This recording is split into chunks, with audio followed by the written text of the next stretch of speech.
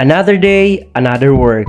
Hello mga kabikol, and for today's video ay magpiprint nga ako ng oil canvas na pinagawa nga ng Guam na customer. Bali dito nga sa part na ito, sinisit ko nga muna ang ipiprint kong mga picture sa oil canvas. At dito nga sa part na ito ay tapos ko na ngang iprint ang mga oil canvas na pinagawa ng customer. Bali dito nga ilalagay ko na nga sa wood frame ang mga pinrint kong mga oil canvas. Bali dito nga po inaayos ko na nga ang pagkakalagay ng picture sa wood frame. At pagkatapos ko ngang mapantay ang picture sa wood frame, tinakir ko na nga ito ng bonggang-bongga. At dito nga mga kabikol, tinakir ko na nga ang magkabilang gilid ng ating oil canvas. Bali dito nga, binata ko nga ito ng bonggang-bongga para mas maganda at matibay ang ating wood frame. At dito nga po, tapos ko na nga pong ikabit ang ating canvas. At dito nga po, sinunod ko naman nga po yung isang canvas na pinagawa nila. Bali same process nga rin po, tinatakir ko nga siya ng bonggang-bongga para mas maganda ang kalabasan ng kanilang wood frame. At dito nga po, tapos ko na nga pong ikabit ang ating canvas. Bali dito nga po, tinatanggal ko na nga po ang exist sa likod ng ating wood frame. Napakatibay nga nito kasi nga nakataker nga ang likod nito. Kahit nga matagal mo na itong nakadisplay,